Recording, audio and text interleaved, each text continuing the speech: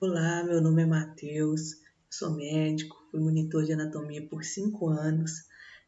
Hoje eu vou falar um pouco para vocês sobre plexo braquial, um tema extremamente difícil, né? O aluno, logo no primeiro período, ele já se depara aí com um dos assuntos que é a axila, e dentro de axila a gente estuda o plexo, que eu particularmente acho o tema mais difícil de axila, e que o entendimento ele é um pouco abstrato.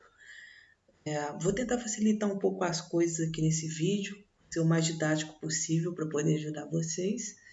E fiquem ligados aí até o final do vídeo, porque no final eu vou apresentar um caso clínico para mostrar para vocês como que isso cai nas questões de prova, o que vocês precisam saber, como que o professor lá vai contextualizar isso lá na hora da prova, tá bem? Se você gostar, claro, curte, compartilhe, porque isso serve de motivação para a gente poder estar fazendo mais vídeo aí no canal e eventualmente estar ajudando vocês da melhor forma possível. Então vamos lá. A primeira coisa que a gente tem que entender aqui é o conceito do plexo. O que é o plexo braquial? Então, o plexo nervoso, né, no caso aí o braquial, nada mais é do que a união de um emaranhado de feixes nervosos que se unem em determinado ponto, geralmente para poder seguir até uma região do esqueleto apendicular. Ou seja, o que eu estou querendo dizer? E a gente tem lá, eu vou explicar tudo, a origem dos nervos na medula, e a partir do momento que esses nervos eles vão se dirigir aos membros superiores e inferiores, eles tendem a se organizar na forma de plexos, eles tendem a se unir e formar essa estrutura complexa. Então, o plexo é formado, como eu disse, pela união das raízes dos nervos periféricos. Sua importância é a inervação do esqueleto apendicular, que são os membros, e o plexo é constituído de raízes nervosas de C5 até T1. Antes de mais nada, eu quero explicar para vocês como que se dá a estrutura anatômica das raízes nervosas. O que é isso, né? A gente estuda lá no livro, que é formado de C5 a T1, mas a gente não tem muitas vezes a dimensão do que é uma raiz nervosa, da onde que vem isso, para que serve isso. Eu vou explicar isso para vocês. Medula, basicamente, a gente tem ali duas estruturas histologicamente diferentes. A gente tem a substância branca, a gente tem a substância cinzenta. A substância cinzenta, ela tem um corno anterior, que é onde eu estou mostrando aqui na setinha para vocês, e um corno posterior. Esse corno ou coluna anterior da medula é onde vão emergir as raízes nervosas motoras, de raiz anterior. E o que emerge da coluna posterior da medula são as raízes sensitivas. A gente chama coluna posterior, raiz sensitiva, raiz posterior. Essa raiz sensitiva se une à raiz motora, raiz posterior se une à raiz anterior, para formar nervo, o tronco do nervo periférico. Mas esse tronco de nervo periférico, é importante que vocês não chamem, apesar desse nome ser correto agora de tronco, porque a gente vai ver isso mais à frente, a gente vai chamar de tronco uma estrutura do plexo, então aqui chamem só de nervo periférico. Raiz motora com raiz sensitiva, nervo periférico. Esse nervo ele se divide em uma outra raiz anterior e uma raiz posterior. Vou mostrar isso tudo para vocês. Vamos lá. Coluna anterior, onde estão os corpos dos neurônios motores, que vão enviar informação para a gente poder, por exemplo, movimentar o braço. Se originam aqui, raiz anterior. E a sensibilidade, né, que é responsável pela nossa sensação, por exemplo, de calor, de dor, fica nessa região.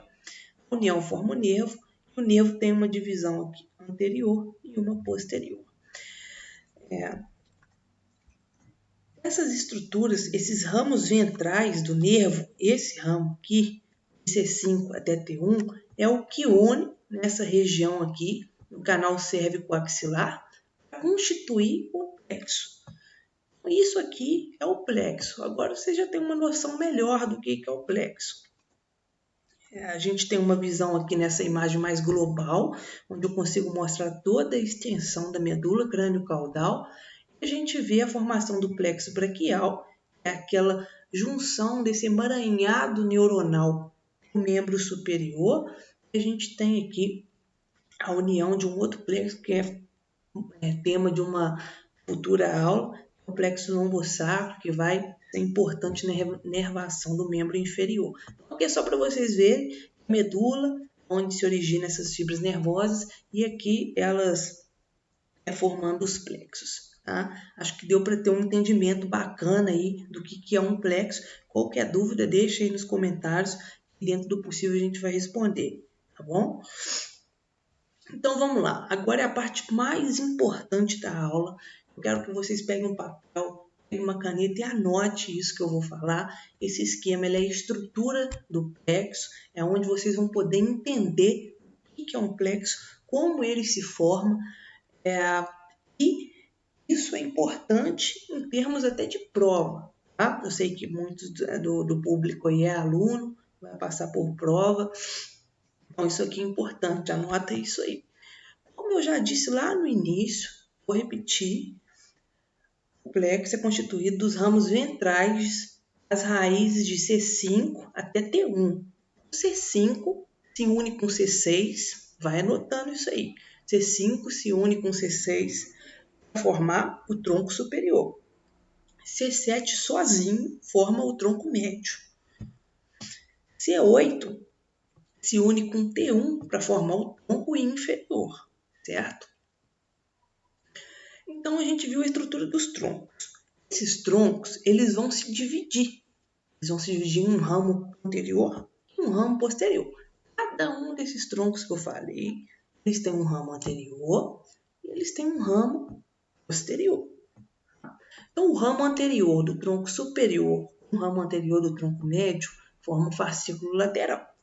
O ramo anterior do tronco inferior sozinho forma um fascículo medial.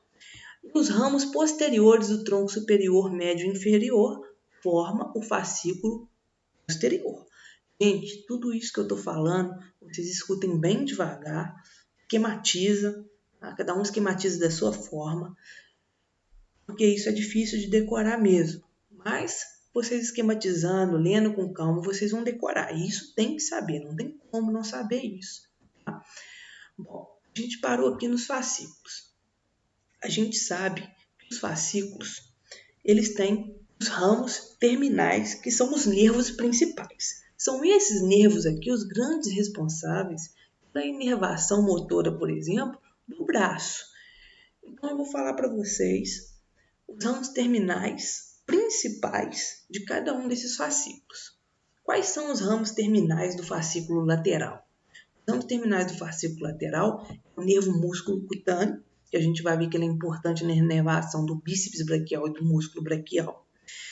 E o fascículo lateral, ele emite uma raiz lateral para o nervo mediano. Dá um pause aí. Vamos para o fascículo posterior. O fascículo posterior também tem dois ramos terminais principais. Um deles é o axilar.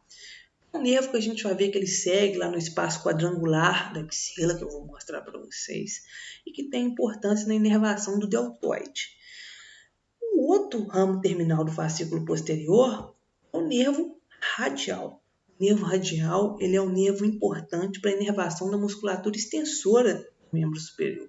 Nervo tríceps e nervos extensores do antebraço. Isso a grosso modo, tá, pessoal? Isso é para vocês entenderem aqui no primeiro momento. Depois a gente vai detalhar mais quando a gente estiver falando especificamente de braço, de antebraço, de mão, enfim. E por último aqui, os ramos terminais do fascículo medial, que é o nervo ulnar, um nervo que tem uma importância maior lá na mão, tá? Mas que também inerva músculo no antebraço. E uma raiz medial para o nervo mediano. Essa raiz medial para o nervo mediano, junto com aquela raiz lateral lá do fascículo lateral que eu já havia comentado com vocês, para formar o nervo mediano, que é um nervo que segue também até a região da mão, desde a axila ele segue até a região da mão, e também é importante para a inervação motora, principalmente para o grupamento dos músculos flexores do antebraço, que a gente também vai falar em detalhes do antebraço, claro. É importante vocês notarem que o plexo braquial, ele não tem apenas esses ramos terminais principais que eu falei. O que eu falei é só os ramos mais importantes, que têm maior significado clínico. E anatomicamente são maiores, mais fáceis de ser individualizados durante uma dissecção. Mas o plexo, durante toda a sua extensão, ele emite ramos. Por exemplo, de C5, C6 e C7, a gente tem o nervo torácico longo, né? Da raiz de C5, a gente tem o nervo dorsal da escápula. Aqui do tronco superior, a gente vê que a gente tem o nervo subclávio, a gente tem o nervo supraescapular. Do fascículo posterior, a gente tem o subescapular inferior e o subescapular superior, e entre eles o tóraco dorsal, que segue junto com a artéria e com a veia tóraco dorsal, né? Ramo lá da terceira porção da axilar, da subescapular no caso. Enfim, a gente vê que o plexo ele não origina apenas os ramos terminais. É preciso que vocês saibam que antes mesmo da constituição dos fascículos, até dos troncos, das divisões, tem emersão desses nervos. Tá? Alguns outros nervos que são menores anatomicamente, morfologicamente, né, falando, mas que também têm seu significado clínico e que a lesão deles eventualmente vão ter um achado clínico. Então é importante decorar tudo. Tá? Esquematizaram aí o certo esquema? Depois manda aí no comentário que eu vou ler. Tá? O que vocês estão achando, sugestões para melhora nas próximas aulas. Bom, aqui é para vocês enxergarem um pouco melhor. Eu individualizei aqui alguns nervos, algumas estruturas que são mais importantes. Por exemplo, aqui a gente consegue ver bem o trajeto do nervo mediano. E também a gente consegue ver o nervo músculo cutâneo. Então, basicamente aqui a gente está vendo melhor o trajeto do fascículo lateral. Tá? A gente tem aqui o músculo cutâneo como um ramo do fascículo lateral, vindo aqui para a região anterior do braço, que é onde eu falei que ele segue entre o bíceps braquial e o músculo braquial para inervar esses músculos.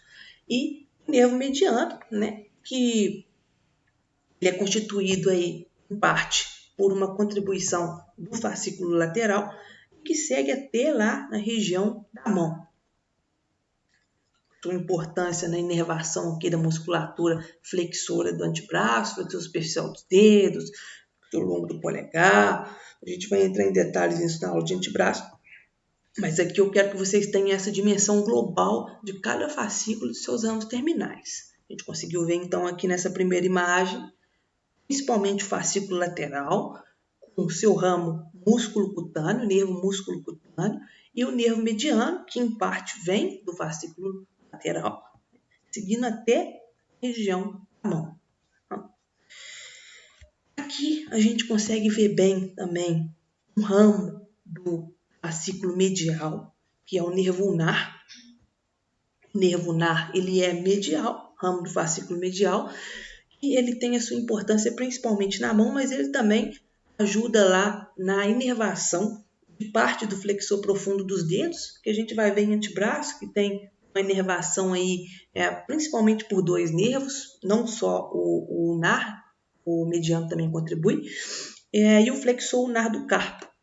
Inclusive, isso é importante que vocês saibam, o nervo ulnar, durante seu trajeto no braço, ele perfura o septo intermuscular medial do braço, que é o septo que delimita o que é anterior e posterior no braço, segue posterior ao epicôndilo medial. Depois de seguir posterior ao epicôndilo medial, ele passa íntimo contato na face posterior do músculo flexor do carpo, aonde ele ganha o punho e segue até a mão num canal que a gente vai chamar de canal de Guyon. Local onde pode acontecer a compressão desse nervo e gerar clínica principalmente de dor. A gente vai ver isso melhor quando a gente falar especificamente também lá de mão, de braço. Aqui eu quis mostrar para vocês uma visão mais global também do fascículo posterior com seus dois ramos principais. O primeiro é o axilar, vindo da região posterior através do espaço quadrangular da axila, que não dá para ver nessa foto, porque o espaço quadrangular é uma região demarcada por músculos, né? O que limita, os limites deles são músculos, e aqui a gente só tem estrutura óssea. O nervo axilar, após ganhar a face posterior, ele curva, ele segue em trajeto circunferencial no colo do húmero, inervação principalmente no deltoide. E aqui a gente vê também o nervo radial, que eu falei que é muito importante na inervação da musculatura extensora, tanto do braço quanto do antebraço. Então a gente vê aqui que ele vai inervar o tríceps, ele vai inervar, por exemplo, o extensor radial curto do carpo, os músculos extensores do antebraço em geral. E isso a gente vai ver em mais detalhes na aula de antebraço também. Não adianta ficar aqui falando milhares de inervações, de funções de cada um deles, porque é muito extenso e para uma aula só eu acho melhor passar menos conteúdo de forma mais organizada, que vocês já vão assimilando isso aí e que fique da melhor forma possível, tá? Bom, agora, pessoal, começa a complicar um pouco, mas eu vou tentar falar um pouco mais devagar. Eu espero que vocês, se não estiverem se sentindo bem, acharem que é muito conteúdo, pausem o vídeo, tomem uma água, depois volta, assiste com calma, tá? A gente vai falar do trajeto desses nervos, que quando a gente estuda anatomia, principalmente para os estudantes de medicina, isso aqui é muito importante mesmo. E quando você entende o trajeto da estrutura nervosa, você sabe aonde ele pode ser comprimido, você sabe aonde que esse nervo pode ser lesado, você entende os mecanismos de lesões que podem levar a alterações por conta de lesão nervosa. Então tem que saber isso aqui. Você sabe a relação anatômica. Quando você entender isso, o raciocínio clínico mesmo vai melhorar bastante. Isso é importante, tá? Então, basicamente aqui o início do trajeto. Igual eu disse, o plexo ele surge das raízes da medula espinhal. Então ele tem um percurso até chegar no braço, depois do braço antebraço, até a mão. Como essas estruturas nervosas elas chegam até a axila?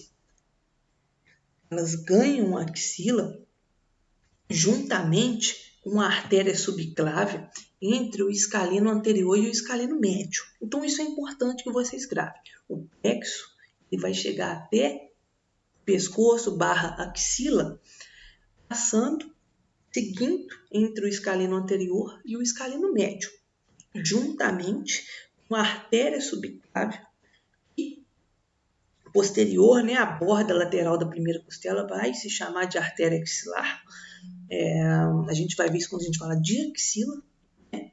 O tema axila, aqui a gente só está falando de plexo, mas tem essa relação. Lembrar que a veia subclávia, ela não passa entre o escaleno anterior e o escaleno médio, ela passa anteriormente ao escaleno anterior. E basicamente seguindo após o trajeto entre o subclávio anterior, entre o escaleno anterior e o escaleno médio, o plexo segue o canal cérvico-axilar, que é como se fosse o ápice da axila, e é essa estrutura virtual entre a clavícula e a borda superior da escápula. Seguindo então a axila, raiz do braço e seguindo aí até chegar na mão. Tá? Vejam bem aqui, vou mostrar para vocês os nervos principais, o trajeto, e nesse primeiro momento, o que eu gostaria de mostrar aqui para vocês é o nervo axilar, o trajeto do nervo axilar. O nervo axilar ele é ramo do fascículo posterior, o nervo axilar, a inervação principal dele é o deltoide, e ele tem um trajeto muito curto. Esses ramos terminais que eu falei, ele é o mais curto de todos, esses ramos terminais principais, tá? Ele, basicamente, o trajeto dele se limita a ganhar espaço posterior pelo espaço quadrangular, que é esse espaço que eu estou mostrando na seta aqui, Vou falar dos limites desse espaço quando eu falar de axila, tá? Então, aguardem aí a aula de axila. Isso é importante que vocês saibam esses limites. Não vou falar agora, porque senão o outro vídeo fica desinteressante. Então, aqui é o espaço quadrangular. Nervo axilar cruzando o espaço quadrangular para a face posterior.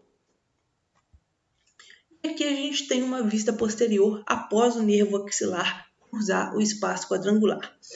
Muito importante, pessoal, o nervo axilar ele cruza o espaço quadrangular juntamente com a artéria circunflexa posterior do húmero.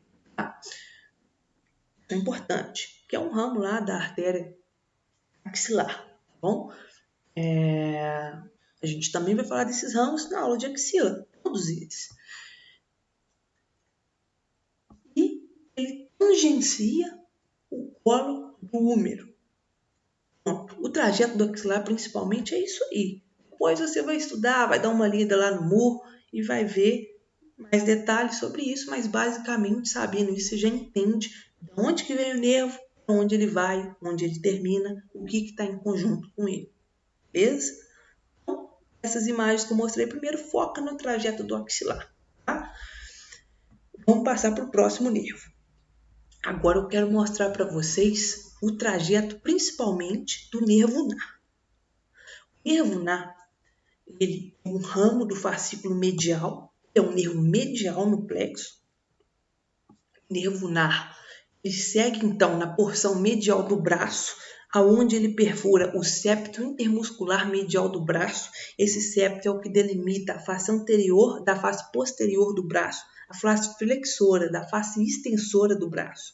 Após perfurar esse septo, o nervo ulnar ele segue posterior ao epicôndilo medial, como eu mostrei naquela imagem lá do início, e vai distalmente no antebraço, em íntimo contato com o músculo flexor ulnar do carpo. Então, o nervo ulnar, ele segue posteriormente ao músculo flexor ulnar do carpo até ganhar o punho. Quando ele chega no punho, ele segue até a mão pelo canal de Guyon, canal anatômico do punho, da passagem de estruturas do antebraço à mão.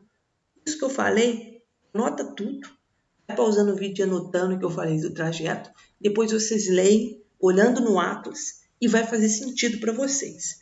Eu estou falando das principais demarcações anatômicas durante o trajeto do nervo. Eu quero que vocês saibam isso, é importante, tá? Nessa foto, agora, eu quero mostrar para vocês o nervo mediano e seu trajeto.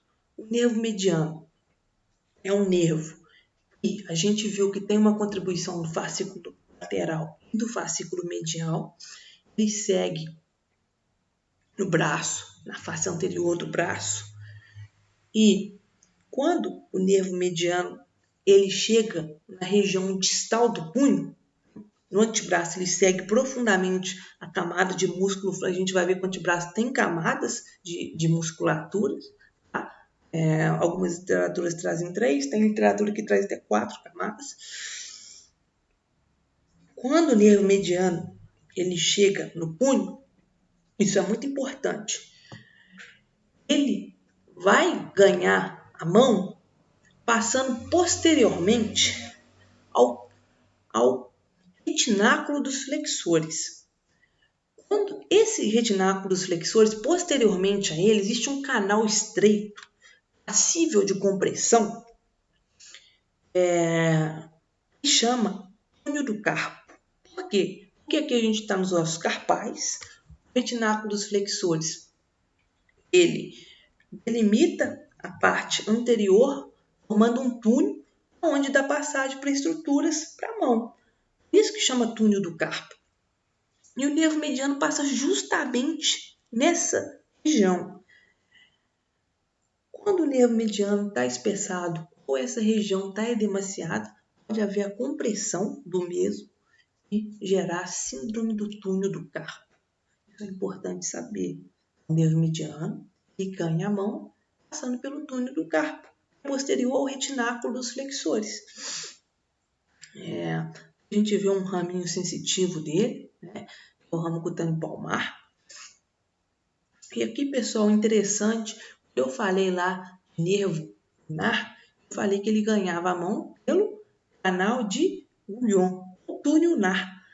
É isso aqui, ó. Esse aqui é o túnel ulnar.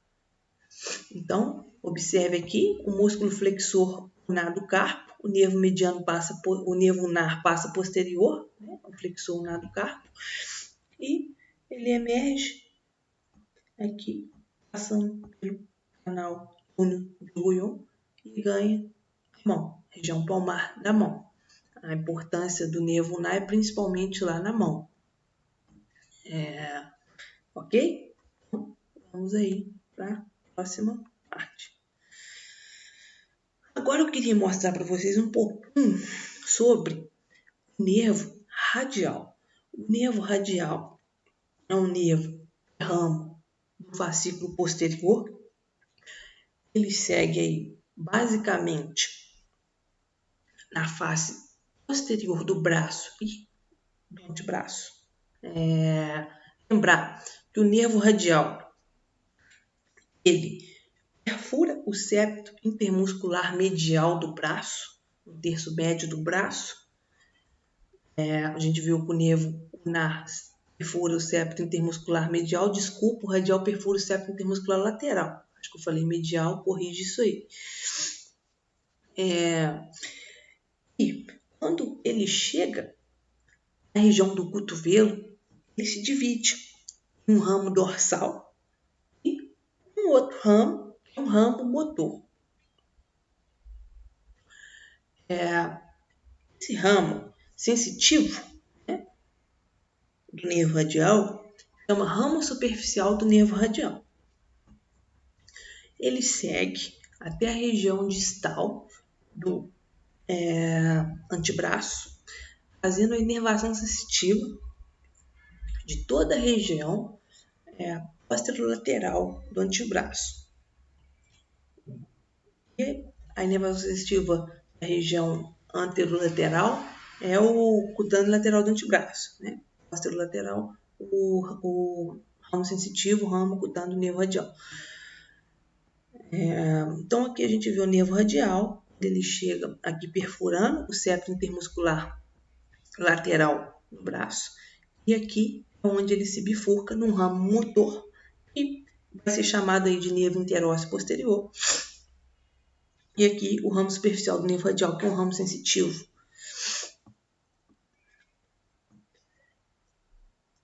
Vamos para a próxima aqui.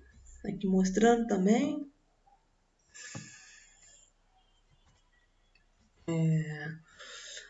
Esse ramo posterior, esse ramo motor do nervo radial, ele perfura a membrana interóssea, que é aquela membrana que liga a unha e o rádio. Quando ele perfura a membrana interóssea, ele ganha o nome de nervo interósseo posterior. Ele é um nervo motor que inerva os músculos extensores do antebraço, mas ele nada mais é do que a divisão, né, o ramo motor do nervo radial, a divisão posterior do nervo radial. Aqui, o ramo superficial do nervo radial, a gente que quer evidenciar principalmente a relação dele com a tabaqueira anatômica, que é essa fossa aqui do punho barra polegar, que é delimitado pelo extensor longo do polegar e pelo extensor curto do polegar. Então, o ramo sensitivo do nervo radial tangencia o assoalho da tabaqueira anatômica. Isso é importante que vocês saibam e eu deixei aqui para vocês.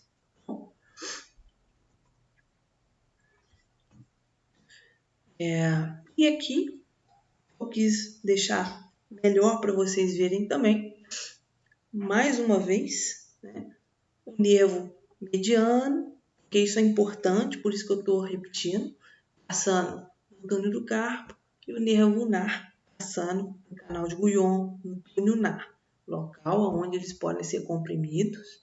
O mais importante e o que geralmente é mais comum é a compressão do mediano. Aqui a gente também consegue ver O músculo cutâneo, e o trajeto dele é um pouco mais simples. O músculo cutâneo, ele é um ramo do fascículo lateral. Ele ganha o braço perfurando o músculo coracobraquial, um músculo que fica bem nessa porção aqui. E ele segue entre os ventres musculares do bíceps braquial e do músculo braquial, onde ele inerva esses dois músculos que eu acabei de citar. Ele termina na região do cotovelo, onde ele se divide em nervo cutâneo lateral do antebraço, que é um nervo sensitivo. Então, o nervo músculo cutâneo termina na fossa cubital, né, no cotovelo, onde ele gera a continuação dele, melhor dizendo, é o nervo cutâneo lateral do antebraço, que é um nervo sensitivo, que vai fazer a inervação sensitiva da face lateral anterior do antebraço. Tá? E aqui chegamos ao final da aula. E vocês que ficaram até o final, agora a gente vai discutir um caso clínico para que possam assimilar o conteúdo e entender como que isso vem nas questões de prova. Uma mulher de 32 anos deu à luz, parto normal, uma criança grande, né? 4,8 kg realmente. Esses bebês a gente chama de GIC. A gente vai ver que ele é filho de mãe diabética, ou filho de mãe diabética tipo 2. Ele é um bebê, geralmente, eles vão estudar isso em fisiologia, o porquê disso, mas ele é um bebê que pode ficar com peso no percentil acima da média, e a gente chama isso de bebê GIC. É claro que um bebê mais gordinho, né, ele vai ter mais dificuldade de passar pelo canal do parto, e isso é passível de complicação. Então vamos seguir. A mãe, o diabetes, se desenvolveu durante a gravidez, complicou a progressão durante o pré-natal, e no parto, o que aconteceu? A cabeça do neném apareceu, mas os ombros estavam presos atrás da sínfise púbica. Eu chamo de distócia de ombro. Vocês vão aprender isso em obstetrícia. A distócia de ombro, ela exige do obstetra que ele execute algumas manobras. Uma delas é a manobra de McRoberts. Não vou ficar falando sobre as manobras aqui, mas é uma manobra que é como se fizesse alguns movimentos específicos com o recém-nascido durante o parto para facilitar a passagem do mesmo pelo canal do parto. O obstetra fez essas manobras e conseguiu completar o parto. Porém, o recém-nascido nasceu bem, tinha um choro bom, cor rosa, mas ele não movimentava o braço direito. O que pode ter acontecido com esse recém-nascido? Vamos lembrar que ele teve uma distócia de ombro. O ombro dele ficou preso no canal do parto. Então, qual é o diagnóstico mais provável? Provavelmente, durante essa distócia do ombro, por mais que o obstetra possa ter feito as manobras de maneira adequada, pode ter acontecido uma lesão de plexo braquial aí.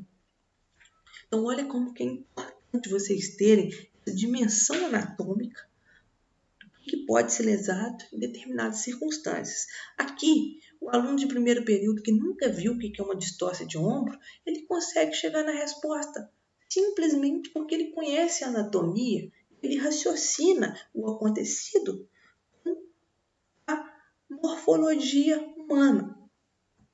O diagnóstico mais provável é uma lesão de plexo por uma distócia de ombro. A etiologia é a distócia de ombro, o neném agarrou, a grosso modo. Durante as manobras, o obstetra, forçando ali, pode ter lesado as raízes do plexo. E qual que é o mecanismo anatômico mais provável para esse transtorno? Geralmente, o mais comum é ser lesão da parte superior do plexo, lesando as raízes de C5 e C6, prejudicando os nervos que advêm dessas raízes. Basicamente isso. Essa foi mais uma aula, pessoal, é a aula de plexo. Eu espero que vocês gostem. A gente vai ter mais aulas de acordo com a resposta de vocês. Então, se estiverem gostando, compartilhem, curtam, se inscrevam no canal. Isso serve de motivação para a gente gravar mais aulas para vocês. Então, até mais. Um abraço, bons estudos.